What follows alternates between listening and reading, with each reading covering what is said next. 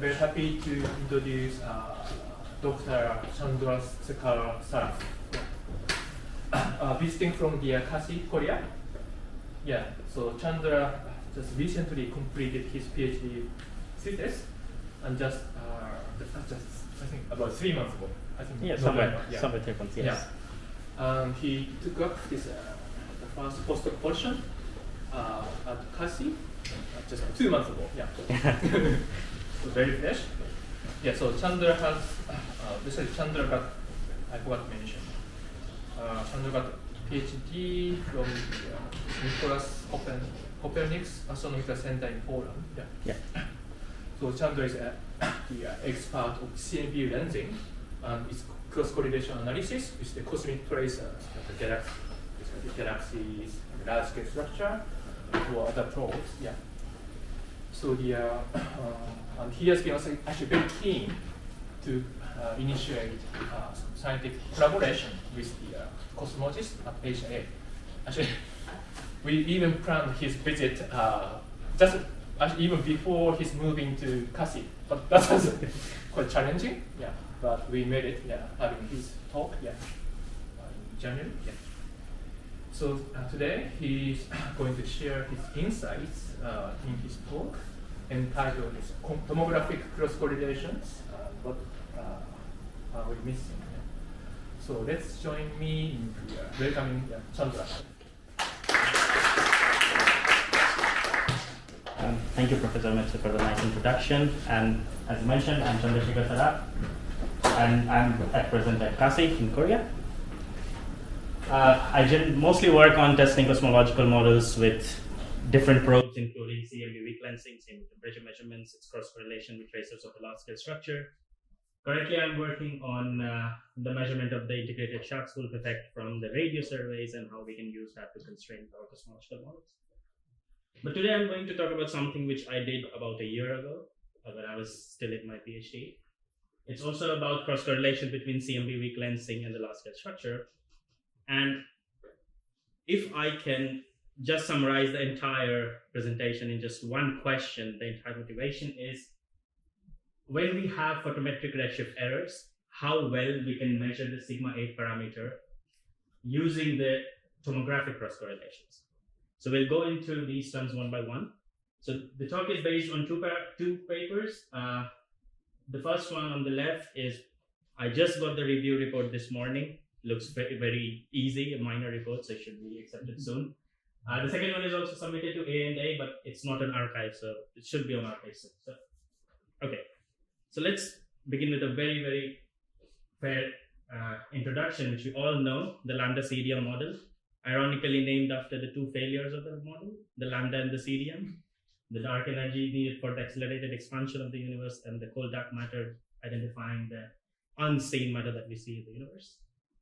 So, very well established by observations, but still have a lot of challenges. As I mentioned, the accelerated expansion, the existence of the dark matter, some tensions like the Hubble tension, SI tension that we already have in the literature.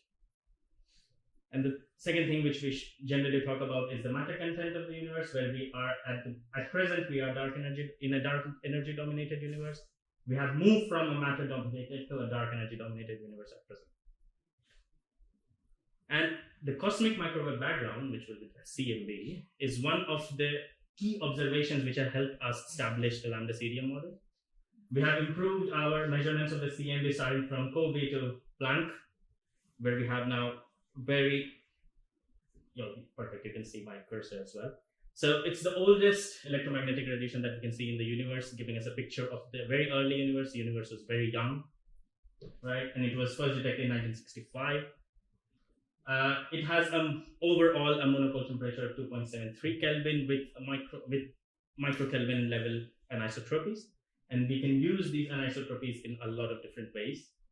And as I mentioned, it's one of the ways in which the modern cosmology is established based on the lambda CDM. So one of the effects from the CMB, which I generally use in my studies, is the CMB weak lensing. So what happens is when the CMB photons are moving towards us from the surface of last scattering, which we call the surface of emission, it interacts with the large scale structure and basically gets deflected on its way And this is what we call CMB weak lensing. And the deflections are very small compared of the order of 3 Arcminutes over the sky. But these deflections are correlated, and we can use this information to construct a map, an integrated map of how the large scale structure is distributed in the universe. Once we have this reconstruction of the once you have the reconstruction of the matter distribution, which we generally term the lensing potential, we can use this as a tracer of the dark matter distribution. So what we generally do is, here if you see an example, this one is basically the lensed CMB. By lens, I mean taking into account the deflection in the CMB photons because of the large scale structure. And this is the unlensed CMB based on some simulations. And if you look at the difference, it's basically practically not visible to the naked eye how these are different. But if I increase the difference by a factor of 3, these are very minute, but they are very important. And here, for example, is the reconstructed lensing potential from the latest Planck collaboration measurements. Now, the CMB weak lensing, as I mentioned, is an integrated effect. It gives us an idea of the total matter distribution of the universe. So in other words, when we look at the lensing kernel, so basically lensing kernel gives us an idea about what redshift ranges we can probe use a particular observable. We look at this kernel and it's pretty broad, so we cannot pick up an effective redshift, we just get an integrated information.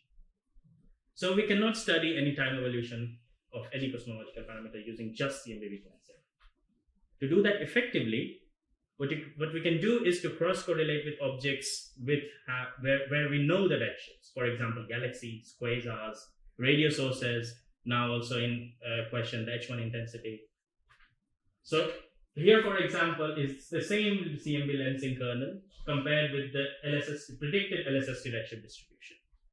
So this redshift distribution now picks up a redshift range, let's say about the median here, about 0.6 or so, 0.6, 0.8. So when we cross-correlate these two, we are effectively studying the quantities at this median redshift. Now imagine if we divide this redshift distribution into smaller bins, we can study the time evolution as a function of redshift, time evolution of cosmological parameters. And this will be a very powerful probe to constrain cosmological models, and on the other hand also gives us an idea about the astrophysical models of large scale structure formation. Now how we do that? I mean, basically we have here our measurements of the CMB weak lensing, we have our galaxy surveys. How do we measure these parameters? What we do basically is we go from these maps to the angular power spectrum. So what does the angular power spectrum gives us is the distribution of power as a function of the angular scale, right? So by the C, I denote the angular power spectrum, very well known in terms of the spherical harmonic coefficients, and L are the multiples which are inversely proportional to the angular scale. Right? The wider the L, the smaller. The wider the theta, the smaller the L. So what we do in practice is we convert from the lensing potential to the lensing convergence, which is basically the Laplacian of the lensing potential. And on the other hand, we construct something called the galaxy overdensity, which is the fractional variation in the density across the survey covered by any particular experiment. For example, here is the DESI legacy emerging survey. This is the galaxy overdensity map. So basically, the blue points tell you that the matter is underdense, and the red points tell you that it's overdense compared to the mean. And the cross correlation is then performed between these two maps. So this is the only theoretical slide that I have. So you can basically measure the cross power spectrum based following this formalism, and what we need is now a model so that we can estimate some unknown parameters. Our model is basically computed using this expression. A lot of approximation goes into computing this expression analytically, but okay, we'll skip that part. Two important quantities here is this W's, the lensing kernel and the galaxy kernel. So the lensing kernel was the red curve which I showed you earlier. And the galaxy kernel basically depends on the redshift distribution of the sources. It can be galaxies or radio sources or whatever you feel like. And this B parameter, which is basically called the galaxy bias, this is there because galaxies or tracers are biased indicators of the total matter distribution. To account for this bias, we basically introduce this galaxy bias parameter. In effect, there are two more components to it. One is the magnification term, which is basically the magnification of the background sources due to the foreground structure that is in front of them, and also some nonlinear redshift space distortion effects. But for this talk, I will avoid these two and just talk about the first term, which is just dependent on the redshift distribution of objects. Right. So once we have our model, we have our measurements, we go into the estimation of parameters. I'll talk about two of them for today. One I mentioned already is the galaxy bias, relation between the luminous and the total matter distribution. It generally depends on the redshift and the halo mass, but for now we assume that it only depends on the redshift. So we take a very familiar evolution of the galaxy bias from the literature. And the second one is a phenomenological parameter, which is the amplitude of the cross-power spectrum. So when we have the cross-correlation between the lensing convergence and the galaxy survey, we assign phenomenologically a parameter A, which is just rescaling the amplitude. And what we say here is, if our measurements are consistent with the underlying cosmological model, A should be unity. Any significant departure from the value of unity indicates that our assumption of the cosmological model is not valid. The cross-power spectrum depends on the product of these two, so they are, Yeah. Yes. In terms of galaxy bias, why are you not taking the scale-dependent effects of RST or neutrinos? Yes, so I'll be talking about something which is based on simulations. So for this case, the simulations did not include RSD and magnification. You only use simulations which didn't have. And also the later part I'll be talking about data analysis part, where we also estimate that the magnification effects are much smaller, and also we restrict ourselves to the linear scale, so no, or semi non-linear scale, so basically the effect of RSD will not be very important. Right. Can you remind why linear scale RSD doesn't not effect? Why you specify non-linear RSD distortion? Okay. Because for the talk that I'm giving today, based on the effects of photometric redshifts errors, there at least I don't need the RSD effects. But if I go into the estimation of nonlinear bias, here also I assume that the bias is linearly scaling. So if I go into a bias model which is nonlinear and I restrict myself to the nonlinear scales of structure formation, there definitely I will have to worry about the redshift space distortion. So photometric redshift error is much bigger than linear. Yes. Yeah. Right. So basically we'll have to use both the cross-power spectrum and the galaxy auto-power spectrum to estimate these two parameters, because there exists a possible degeneracy between the amplitude and the bias when we only look at the cross-power spectrum. Right. So you have a question Yes. about the A parameter. Mm-hmm. So depending on how you want to interpret physically, you could have A squared in this galaxy. In the galaxy, yes, you can do that, or a very natural parameterization instead of having two amplitudes there. So basically, you mean instead of this bias, we can put A? Is that the question about? So if you think that A is a bias factor associated with sigma A, for example, that would appear twice in the galaxy. Okay, yes. In that parameterization, yes, we can change the parameterization and include what you're suggesting to have a sigma H squared dependent amplitude. So basically the amplitude which is proportional to the amplitude of sigma H squared, that will appear both in the galaxy power spectrum and the cross power spectrum. That is another way. Or we here suggest that whatever the information in the uncertainty of sigma 8, let it be absorbed by the bias. And then we only worry about the amplitude of cross correlation as a direct indication of whether the underlying cosmological model holds or not. Okay. Does that make sense? So maybe naively, I was thinking that if you if you put A in front of sigma A, it's convenient because you can quantify the delay time deviation sigma A measurements. Yes. You mean including also A in the galaxy autopower spectrum as a yeah. So I think why we restricted to this particular form is that since we have two data sets, it's much easier to break the degeneracy between two parameters bias. And if we include another one, the results additional sort of degeneracy that can remain in the form. But to align with what you suggested, we convert the sigma 8 parameter to the amplitude using a simple formalism, so as to indicate how the variation in the amplitude is basically affected on the sigma 8 parameter. Sorry, Yeah.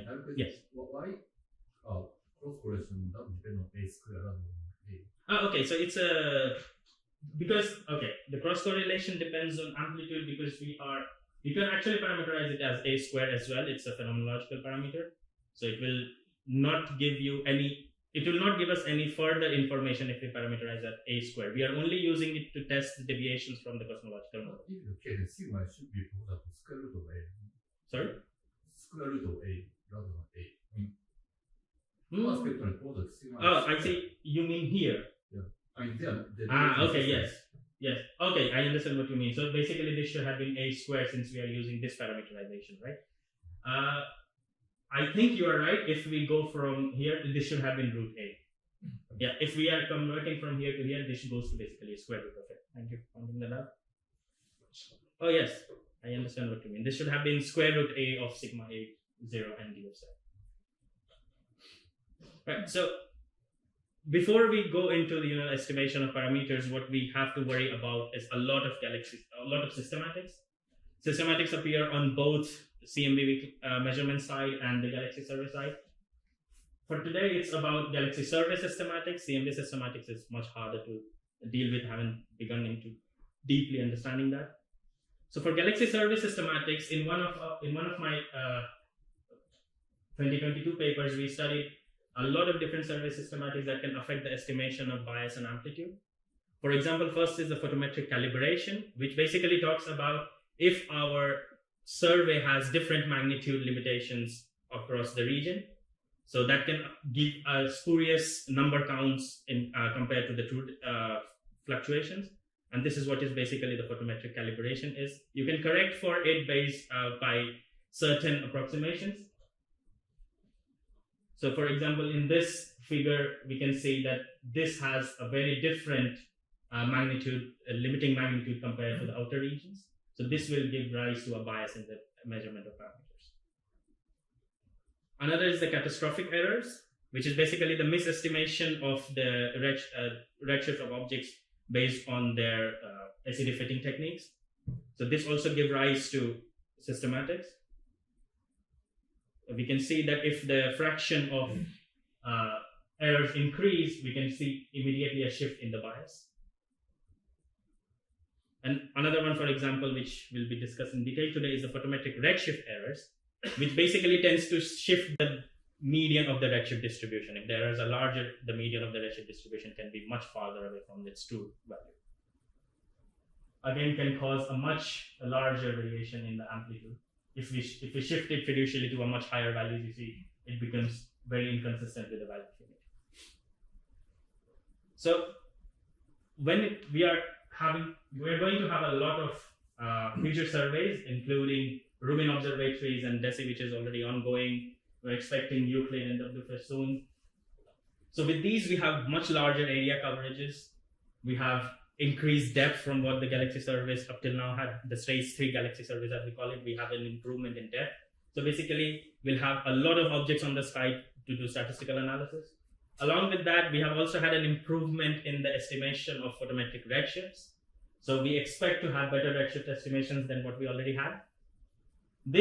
All these effects, all these virtues should help us to better cross-correlate the traces of the large-scale structure with the CMB lensing, and our constraints on the cosmological model should be much tighter than before. Now what we can do is, if we have a larger number of objects, we can divide the number of objects into redshift bins, as I was talking about before, which is called tomographic. And with this, we can study the time evolution of different parameters, for example, sigma 8 here in question. But when it comes to photometric surveys, the photometric redshift have errors. Smaller, larger, they have errors. And this causes something which we call the leakage of objects, which is fairly intuitive, fairly easy to understand, nothing novel of the sort. For example, if the orange dashed line is the true redshift distribution, due to errors comparing to the best prediction of the LSST survey, it will transform into this blue curve, and objects from this redshift range will basically move to the neighboring bins. This is what we call leakage. So much easier to understand. And it can change inferences and cosmological parameters. I was very surprised when I started working on it that in literature, this has not been discussed a lot. There have been some instances, but not robustly shown from simulations what effect can it produce. So this is what we have been doing from last 1 year, and this is something which I will talk about today. So to study this, what we do is we create simulations of the LSST photometric galaxy survey, where we take their survey properties and their predicted redshift distribution into our simulations. And from this, for the CMB side, we restrict ourselves to Planck. We could have done Simons Observatory or CMBS4 as well. But since it is only talking about the systematics of the galaxy properties, it is not very much dependent on what we are using for CMB. Now, for tomographic simulations, what we use is something called the Flask code.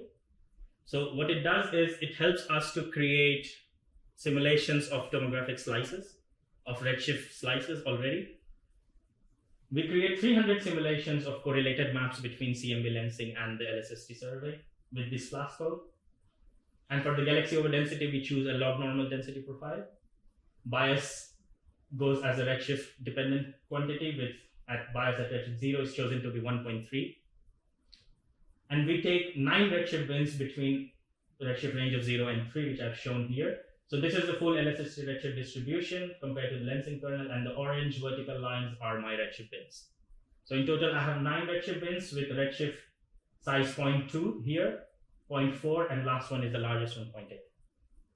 And the simulations cover 2000 square degrees on the sky just because of the computation limitations, because simulating half of the sky is computationally much more expensive. So 2000 square degrees gives us a much better idea and faster computations as well. Now, from this Flask code, based on the redshift distribution that I choose, this Flask code also gives us the redshift of all the galaxies that are in the simulation, which we term as true redshifts, and then we add errors on top of it. So here I choose a very simple error model, which is the Gaussian error. Never happens in reality. Gaussian error is too idealistic. But the idea here is take the simplest model, and if we have systematics even affecting the simplest case, that means after the inclusion of much higher systematics, more realistic error models, we can have a larger effect. So we simulate in some sense the idealistic scenario and show that the systematic of the redshift errors can bias our results on a very significant level. So for the Gaussian errors, the scatter is, I choose 2 different sets of scatters. Let's call it sigma 0. 0.02 means it has a smaller scatter, and 0.05 basically means a larger scatter, which can be also seen from the redshift distributions. The leakage here is in the neighboring bins, but here the leakage can go up to 2 neighboring bins if the scatter is large. And now we basically repeat the entire process of measurement of parameters. Now when it comes to estimation of parameters, we have to think about modeling these errors. In literature, the most common method is the convolution method. What we have is this observed redshift distribution. This is what when we think about data, what we have is the observed redshift distribution. And we have some idea about what the error distribution is. For example, let's say we have an overlapping spectroscopic survey and we have an idea of biased idea of somewhat incomplete idea of what the error distribution is. We use these 2 information into what we construct as the estimate of the true redshift distribution.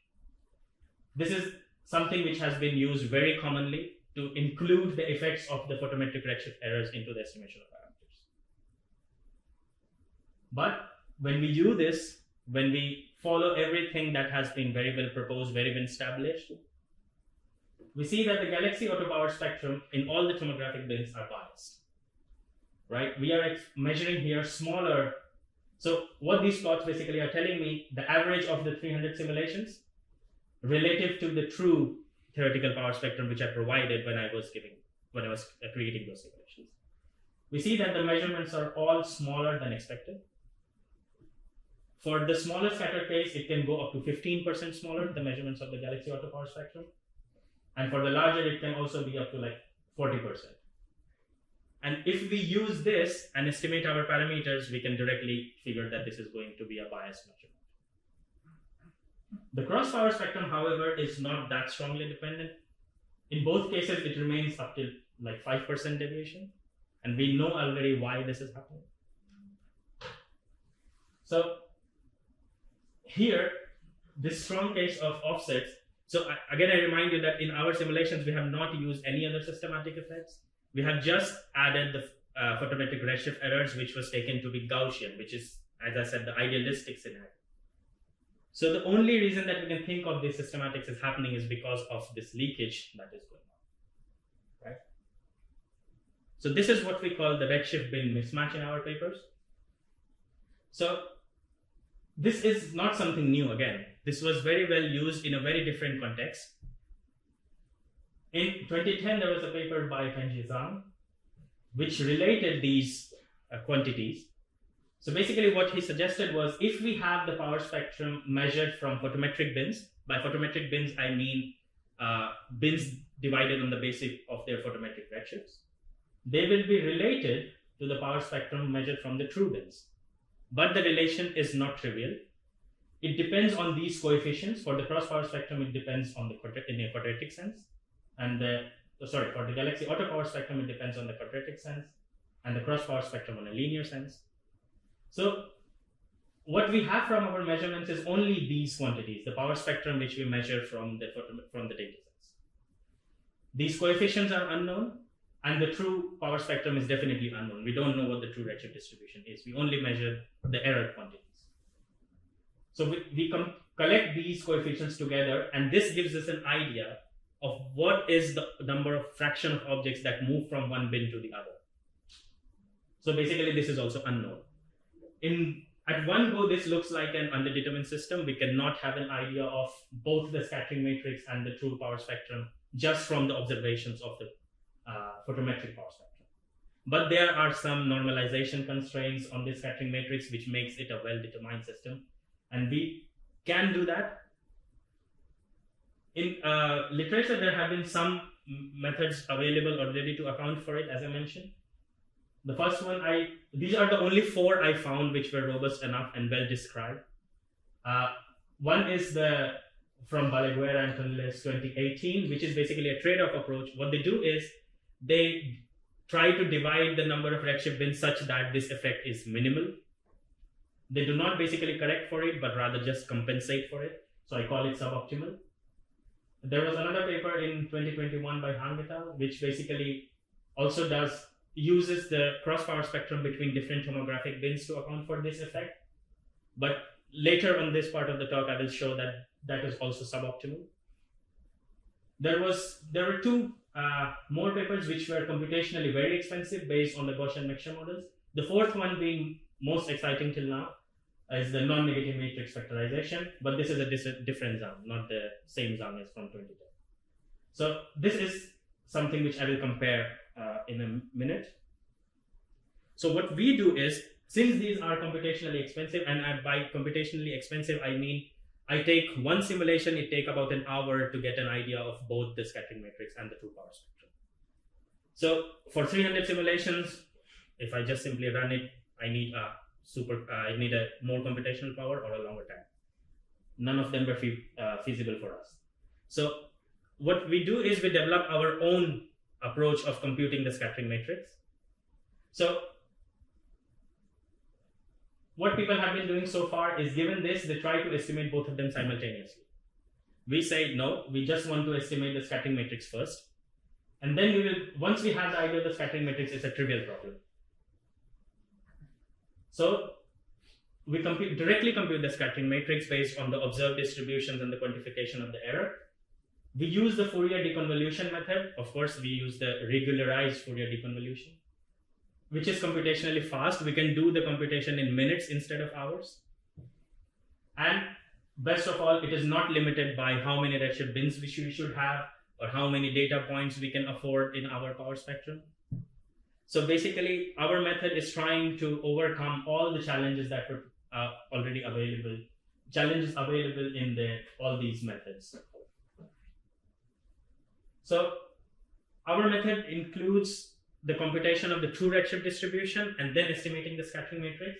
So here is the performance of the true redshift distribution from the 300 simulations that we have. We see that in the majority of the redshift range is well below 1% under errors. Only at the edges it deviates, because since we are using a deconvolution method, at the edge of the redshift distribution, basically we have sharp cuts and we are expecting it to deviate such sharply along these edges. Once we have this, we can compute the scattering matrix. So this is a visual representation of the scattering matrix, which contains the information of how objects have moved under the effect of the redshift errors. So as I said before, for the smaller scatter, we see that the scattering is only in the neighboring bins. But when it comes to longer scatter, it goes up to 2 neighboring bins. In practice, if we have larger scatters or more, or let's say in a realistic sense, not a Gaussian error distribution, this can scatter all the way from the first to the last bit. Chandra, so Yes. how robust is your estimation method Yeah. against this actually the uncertainty in this true redshift distribution? Right. So to gain an idea of how the robust this method is, since we are doing simulations, we have the true redshift of all the objects. So we can look at all the objects in our simulations and follow where they are moving, from which bin to the other bin. And we can construct something called the true scattering matrix. This can only be done because we have simulations. And we compare our method to the true scattering matrix and look at the bias that we generate compared to the true scattering matrix. So we see that for all the elements, our absolute bias is less than 0.5%. And the maximum bias only occurs at the edges, where the deconvolution method is sort of not very helpful due to the sharp cuts in the redshift distribution. And how this actually can be validated for the estimation of parameters. So Sorry, so this method includes the catastrophic format. in our simulations, we have not used the catastrophic errors yet, but I believe we are working on it, and I believe we will be able to include to some extent the effect of catastrophic errors as well. And also, if we have a spectroscopic sample with outliers, we can also include that in this method, and this can be extended very easily. So when we compare our method to the non-negative matrix factorization, we already outperform it. The red ones are for the non-negative matrix factorization, and the blue one are our results. And now we correct the autopower spectrum with the scattering matrix that we have found. And the red ones are the red data points are with correction, and the blue ones are without. So we see that by simply computing the scattering matrix first and using the correction, we correct for the offsets that we are seeing in all the redshift bins except for the first and last, where again the deconvolution method gives us the strongest errors. The same thing happens for the cross-power spectrum, where we have, even though it was only 5% biased, we still correct for it very easily. And let's have a look at the parameters, because this is where most of the interest comes from. For the measurement of the galaxy bias, we see that without taking into account of this correction, we were having strong deviations from what the true value is supposed to be. The black dashed line is basically the true evolution. With this larger scatter, it's even stronger. But once we have corrected for it, everything is where it should be. We agree with our fiducial evolution of the galaxy bias. But when it comes to the most exciting quantity for us is the amplitude, because we use this to test the deviations from the underlying or the assumed cosmological model. For this, even for the best performing case of LSST, we see that it's 1.2 sigma deviations from amplitude being unity. And for 0.05, it goes to up to like 3.5 sigma or so. Right? And if we translate that into sigma 8 parameter, again, 1 sigma deviation in one sigma offsets in sigma 8 parameter, and about 2 to 3 standard deviation offsets in case of the stronger scatter. Right. So till now, we assumed very simplistic scenarios, right? We have only had Gaussian errors, again, very idealistic, not usable. But few things which are very important to note here is these results which are here basically shows that the sigma 8 without correction should be all higher than their true values. Is not a general result. Where the offsets will be, whether, for example, without correcting, whether the galaxy auto power spectrum will be smaller or higher depends on the nature of the errors, on the true redshift, of the nature of the errors, as well as the galaxy distribution profile itself. Now, since it was simulation, it was all goody-goody, and we don't know whether it will work on data or not. Simulations are always idealistic scenarios, and we can, everything is under our control. So what we do is we take some data set. This is the Hung et al. Data set which I was mentioning before. They have used DESI legacy imaging survey, which has data from 3 imaging surveys and the dark energy survey combined. The area is 70,000 square degrees, much larger than our simulations, but they study only 4 redshift bins. And they have a photometric redshift precision, which is much better than what we have considered in our analysis. We use 0.02. This is almost like half of that. But here is the redshift distributions for the 4 redshift bins coming from Hung et al. Now, these are our results of the sigma 8 parameter comparison, comparing Hung et al. Results and our method of using the scattering matrix to correct for it. So we see directly that the blue data points, which are without correcting, coming directly from the Hung et al. Results, are quote a smaller value of sigma 8, and this is in their paper that they measure up to 3 sigma smaller values of sigma 8. Once we correct for the redshift scatters in the data, we agree better with the lambda CDM predictions. So as Kichi, you were asking whether it is robust or not. Yeah, so especially now you have a narrow, smaller redshift range and smaller number of bins. Does this affect your deconvolution? The deconvolution method that we were using will again affect the tails, of course. So we expect that this first redshift bin will be problematic. But when it comes to this case, they have only used the redshift range till 0.8 in their analysis. They did not use the tail here. So I think this is somewhat saving us from the last redshift bin. Also, the number of objects in this range is very small, so practically not very usable for constraining any sigma 8 from there. So, yeah. A question about the assumptions goes into the no correction results. Yeah. So could you go back one slide? Yeah. So do you know? I'm not familiar with the Hung paper. What assumptions did they use for the redshift distribution? As far as I know, nobody actually used like sharp redshift bins. They will try to do external calibrations on the yes, of course. So how these redshift distributions are made is, so first of all, let me recollect everything so that I do not say anything wrong. So your previous examples are assuming top hat redshift bins, but for data applications, nobody used that. So basically, what we do when it comes to data is we divide objects into top hat bins, but then when we are estimating parameters, you have to convolve it with the error distribution so that it basically accounts for the photometric redshift errors, right? Yes. So these top hat bins basically mark the redshift ranges where we have taken the sample from, but then you take the error distribution and then you make a convolution, which is basically this, the blue ones. And this convolved redshift distribution is what is used for the estimation of parameters, not the shortcuts. Right? Yeah, I think most surveys like DES, Subaru, HSC, kids, they all do, they at least do a subset of object with direct validations in like deeper fields. Right. Or something like Cosmos field.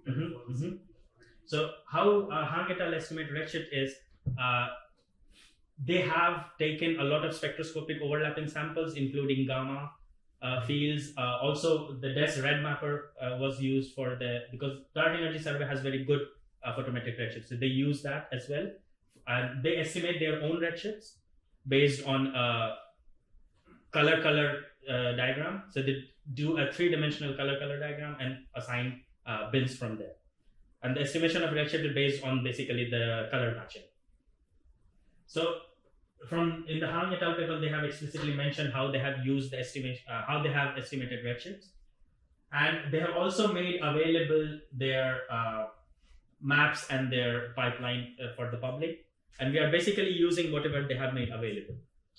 So the galaxy maps and the redshift distribution that we are using here is exactly what was used by Hang et al. In their paper, right? So just to be consistent with them so that we are not introducing anything artificial from our sides or anything spurious additional from our sides. Right, so maybe my question is that, so if you assume the no correction scenarios directly coming out from the photo Z estimation, Yes. then the photo Z space it's by default top hat bins, but when they do the model, they actually use the estimated true PFC. Yes, not exactly. Not the top hat bins, of course. When they estimate parameters, the model includes the true top hat photometric bins convolved with the error distribution. So it becomes a smoother. It basically extends and tells you, but also includes the effect of the photometric errors. So they also do that. And what we say, so basically what we say is that just including the photometric redshift errors is not sufficient. It's half the job done. Okay, we could discuss it later, but I think people actually use the external calibrated PFZ, not the top hat convolved with the. So the external calibrated P of Z, for example, let's say based on some cross-matching between an existing spectroscopic survey with the photometric one, that for example is one of the ways of calibrating the P of Z. So we already have some results based on that as well, but I do not have it here. That is also partially correct. It is also in the regime of half job done and not completely correcting for the effects of the leakage. Okay. Yeah. So that's the kind of insufficiency of the calibration. So probably. So yeah, I mean we have to still look into much detail of how these calibrations and everything can affect the estimation of parameters. But the results from simulations that I showed before, right? There also it was perfectly calibrated since it was simulations. We did not introduce any calibration errors from our side, and from there even we see that just accounting for the redshift errors is, again, as I said, half job done. Right. So basically, the nature of this leakage and the correction is coming from the effect that this is a very non-trivial dependence on the true quantity.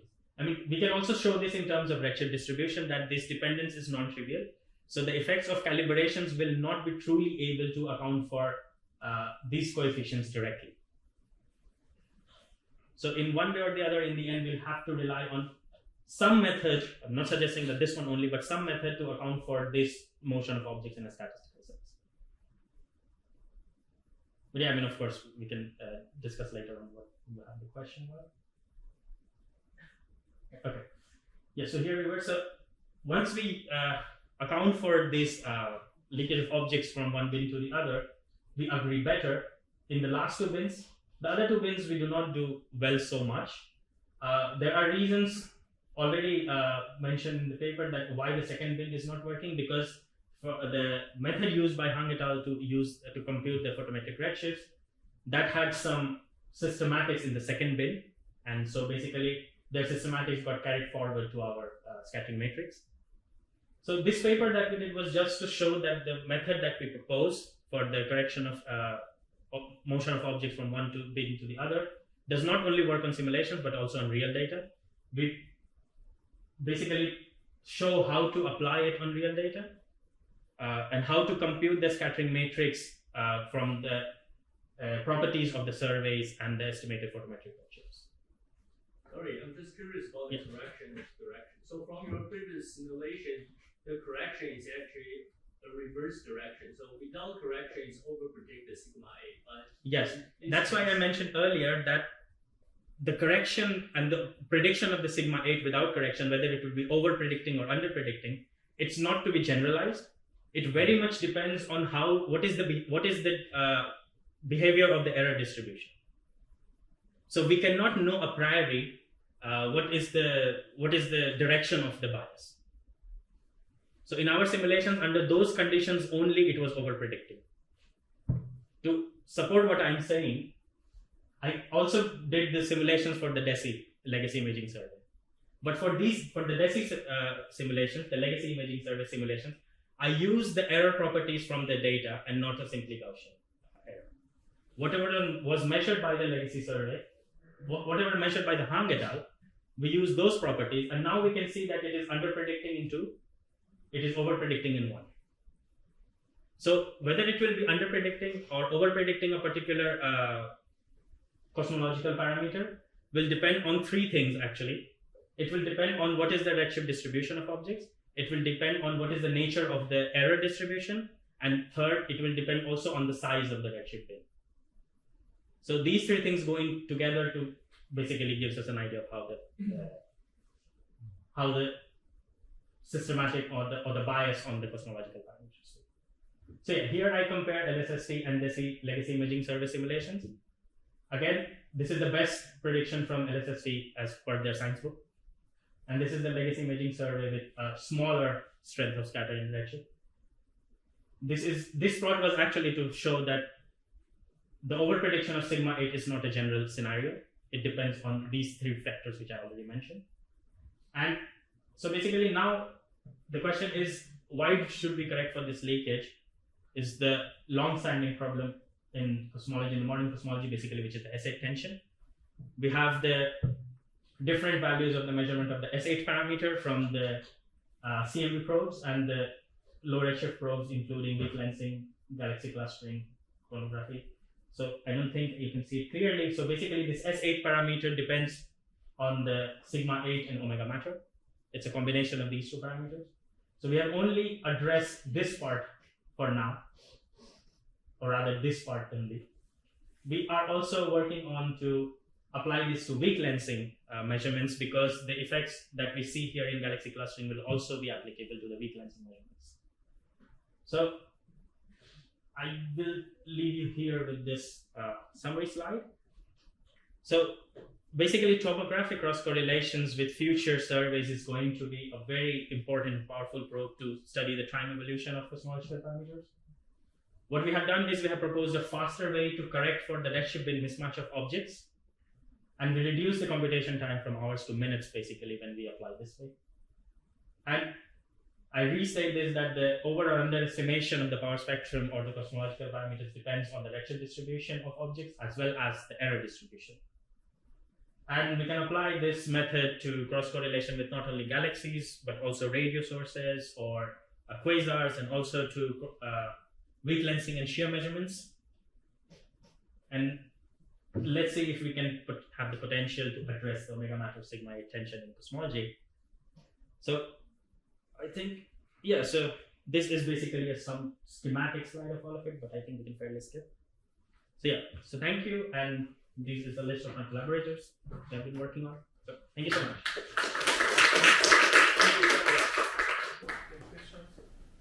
Yes. Yeah, could you go back to one of the slides you have multiple redshift bins? Yep, this one? The redshift distribution of tomographic samples. This one? Okay, that one works. Yeah. So, you know, the true redshift distribution for however selected photometric bins could be complicated. And, you know, as long as when people are modeling the signal, as long as they try to use the true redshift distribution, the result will be unbiased. So my question is, you know, you talk about this fast method to compute kind of mixing matrix or something like that. But, where is the additional information come from, right? So there is no extra input on the empirical constraint, and you just make assumptions on the shape of the error distribution, so there seems to be no extra information. So it sounds like as dangerous as making other kind of assumptions. So for the computation of the scattering matrix, the information that we need is the observed distribution of galaxies, the photometrically, based on the photometric redshift, which we can directly get from, let's say, if we have some data set. So the total distribution of galaxies is what we need, so very easily observed. Now, the second thing that we need is an idea of the redshift uncertainties, which basically is generally done either from machine learning arguments. So let's take it one by one. Given an observation of galaxies, how we estimate redshifts is basically either by cross-matching it with some spectroscopic sample. That's one way. The matching techniques can be varying, but either we have some overlapping spectroscopic sample. That's one way to get an idea of what the redshift what the photometric redshift of each galaxies will be. Or we apply this in a machine learning way and estimate photometric redshifts for all the objects. Now, both these methods gives us an idea of what the uncertainty distribution is. Basically, what the error distribution is. Right. So I think people actually use based on those calibration, people use the P of Z for each bin. Yes. As the input for the modeling. So that's what. Yes, I agree, and that is exactly what I'm showing. That even if you use that P of Z, it will be biased. That's what I'm suggesting. And is it because of that estimated P of Z is biased? I think it's because that estimated P of Z is not exactly okay. Maybe I can find a better way to show this. Okay, so one thing, of course, it can be that if the estimated P of Z is biased, it will introduce definitely an offset in the parameters, or the power spectrum will be biased. But I think maybe somewhere. Yes. So this mixing is not actually completely accounted for if you just compute a perfect P of Z. I mean, you can compute a perfect P of Z as well. Another way which I suggest, which we think will work, is you compute the perfect P of Z, and then you do the estimation of parameters taking all the bins together. That will work. But it will not simply work that if we have the perfect P of Z for one bin and we estimate parameters, because this mixing matrix, as we call it, the scattering matrix, basically introduces a relation between all the bins. So the photometric power spectrum in one bin will be dependent on the other bins as well. And this is not only taken care of if we just use the perfect P of Z from one redshift. So I think that's where the bias is coming from. Okay, I actually don't understand why, if you have a perfect redshift bin, then you wouldn't just get the right answer. Okay. Let me try to rephrase my answer so that we can clear. And in some sense, that actually defines the truth. So, okay.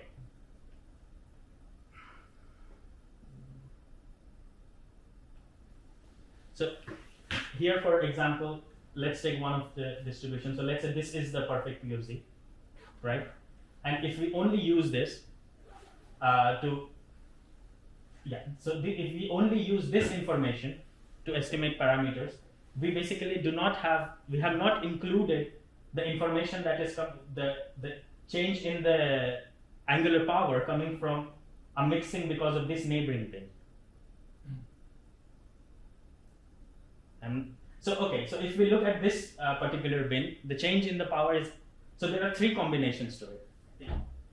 First, which is the power coming from this bin itself.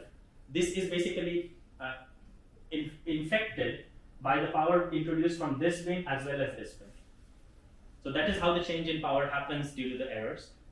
And if we only model this one and we think that taking the scales and accounting for the errors will will basically give us an unbiased information, we are actually missing on the information coming from these two bins, and that is why the measurements become biased in the end again. That sounds to me is like how you will combine different informations and whether you take into account covariance properly. So I don't see anywhere the bias. Slightly different. This is something like a, maybe some naive views. This is something like a window function that even using like a CMB fast spectrum estimation example. But this leakage scattering some additional effects. Yeah, so I'm still trying to think of a better way to explain it.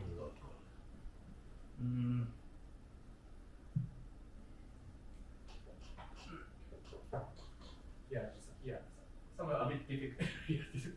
Kind of understand your confusion.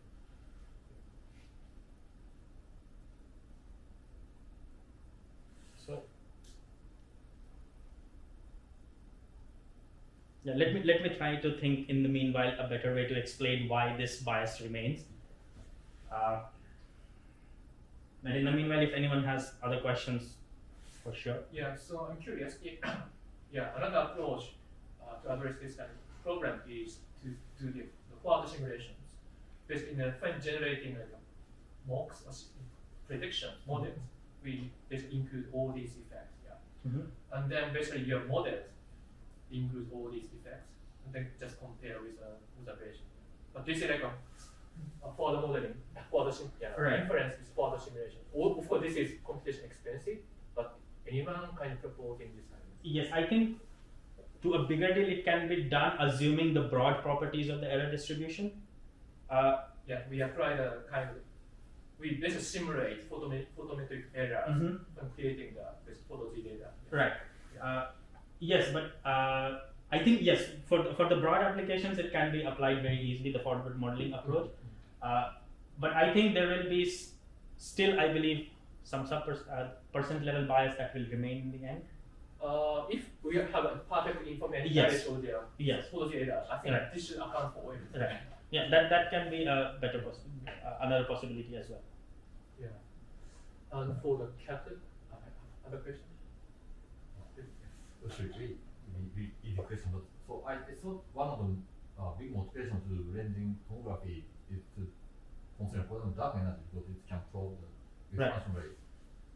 But according to what I hear, like as long as even though you can well control the volume ratio error, but if this creates a systematic deviation, then this always give you the wrong understanding of dark energy. Do you have any hope for LSST, for example?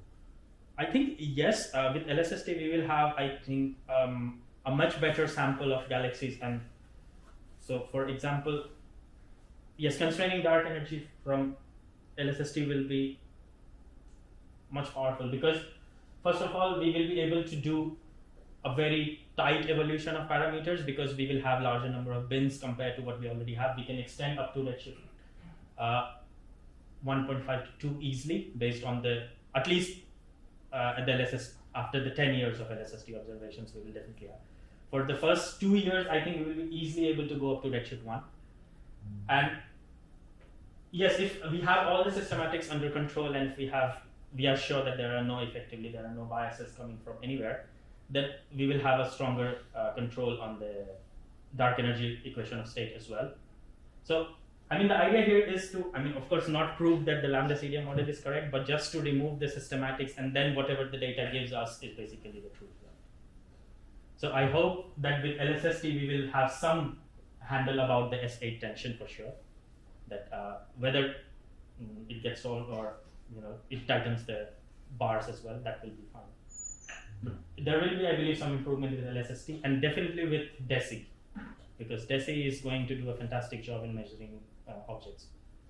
They have spectroscopic measures. So I think DESI is also going to be very important for these quantities. So regarding the catastrophic errors, so assuming that this like a misidentification of like color features give some discrete jump in the redshift estimation. So modeling this as like bimodal Gaussian distribution. Right. Does your framework just simply work, or? Yes. So I mean, if we can model the distribution, this framework can work. Okay. Yeah. Regarding it's irrespective of what the distribution looks like. If we have a good handle of the model. So for example, I can show you one. Yeah. So this is the redshift distribution profile from DESI legacy survey. So for example, the red one is the observed redshift distribution.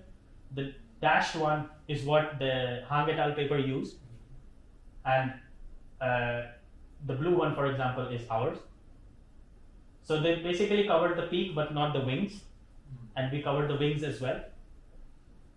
So we can, if we can model this distribution, our scattering matrix can work. Even if there is a bimodal distribution, we can think of some way to model the function, and then it should work. Maybe the worst scenario, the scattering matrix cannot be invertible. I think scattering matrix should be invertible every time based on their mathematical properties. It's always positive definite. Okay, some Yeah. assumption really. Yes, there is some normalization constraints in it that makes it invertible every time. Okay. So, any other questions? Sorry, I'm just curious about the power spectrum based on the truth and the predicted one. For example, the previous one. So I'm just curious, is there any intuitive way to understand why it's always underestimated? Not really. I mean, not yet, I would say, because we are trying to look into it if for a particular type of error distributions it becomes under biased, and for other types for over biased. Till now we haven't found anything to make a systematic study. I think it will take some longer to define when it will be under biased and when it will be over biased. So at present my answer is no. Okay, so I mean I can assume that it's related to your assumption of the error. It can be, yes, but also if we look at the DESI simulations, right? Here also we have one where it is over, and so this is the sigma 8. So basically the bias in the power spectrum and sigma 8 are opposite. So for example, here sigma 8 are all higher, they are all overestimated, but here we have both over and underestimated sigma 8 values, and one where it is agreeing with the fiducial value. So this probes a challenge whether it will be over or underestimated from the same data set if we just change the bits. Okay, I think time. Yeah, so let's thank Chandra again for Thank the you. very nice talk.